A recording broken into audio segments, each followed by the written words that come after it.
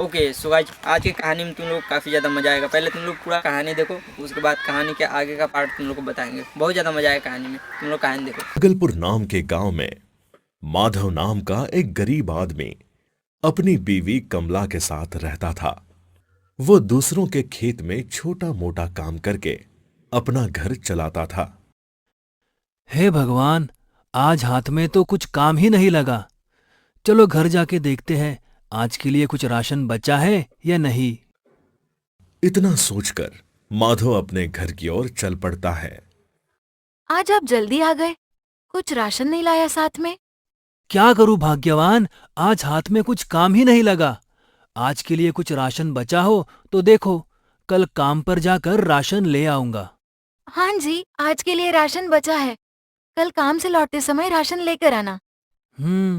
कुछ न कुछ तो काम ढूंढना पड़ेगा। फिर वो दोनों रात में खाना खा के सो जाते हैं। माधव सुबह जल्दी उठकर काम ढूंढने निकल जाता है। वो मगनलाल के घर के सामने से गुजर रहा था। अरे माधव, किधर जा रहे हो? इधर आओ। कुछ नहीं मालिक, काम ढूंढने निकला हूँ। अरे मेरा एक काम करोगे? हाँ हाँ मालिक, बताइए मुझे क्या करना है। अच्छा सुनो, मेरी ये पोटली पास के गांव में सुधीर सेठ के यहाँ पहुंचानी है, लेकिन ध्यान रहे ये सामान बहुत कीमती है। माधव वो पोटली लेके चल पड़ता है। पोटली में 5,000 स्वर्ण मुद्राएं थी। माधव को ये बात पता नहीं थी। माधव चलते चलते रास्ते में थक जाता है। अरे बाप रे, मैं तो बहुत थक गया हूँ। कुछ देर इस पेड़ के नीचे आराम करता हूँ, फिर आगे चलता हूँ। आराम करते करते उसको नींद लग जाती है।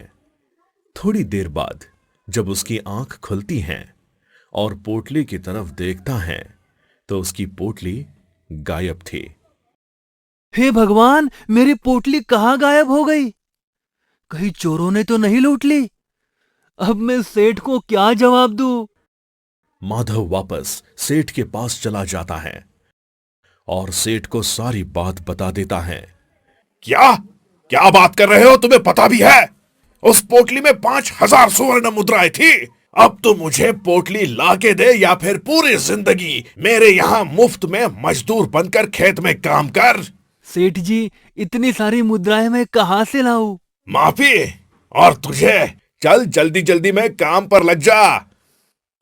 फिर माधव हर रोज काम करता था और सेठ उसे केवल एक वक्त की रोटी देता था। माधव काम से घर चला जाता है और अपने पत्नी कमला को सारी बात बता देता है। कमला दुखी होकर रोने लगती है। हे भगवान, इतना दुख हमारे नसीब में ही क्यों लिखा है? अगले दिन माधव खेत में काम करने चला जाता है। काम करते वक्त उसे एक सोने का सिक्का मिल जाता है। अरे अरे, ये तो सोने का सिक्का है। हे भगवान, तेरा लाख लाख शुक्र है। फिर माधव अपने काम पर लग जाता है। अचानक उसकी नजर एक धातु पर पड़ती है। अरे, ये तो एक घड़ा है, लेकिन ये बिल्कुल ही खाली है। फिर माधव वो घड़ा लेके अपने घर चला जाता है।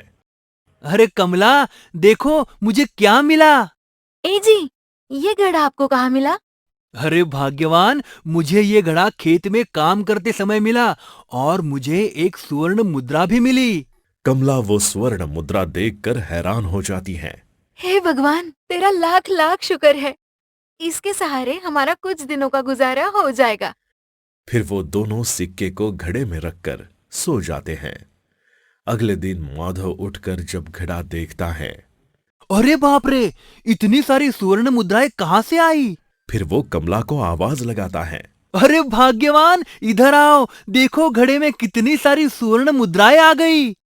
अरे ये कैसे हुआ? हमने तो सिर्फ एक ही सुवर्ण मुद्रा डाली थी। मुझे लगता है ये ओके सो गाइस, तुम लोग कहानी में काफ़ी ज़्यादा मज़ा आया होगा। काफ़ी ज़्यादा मतलब मैं अपने खुद से मैं कहानी बना के डाला हूँ, तो तुम लोग कहानी में काफ़ी ज़्यादा मज़ा आया होगा। किसान के ऊपर कहानी था, तो कहानी में तुम लोग मज़ा आया होगा। तो चैनल को सब्सक्राइब कर रख लो। ऐसे ऐसे कहानी तुम्हारे पास आता ही रहता है। सो तो मेरे चैनल नए हो तो सब्सक्राइब करो। नया चैनल खुला, इस पर कहानी से भी डालूंगा, तो नए हो तो सब्सक्राइब करो। सो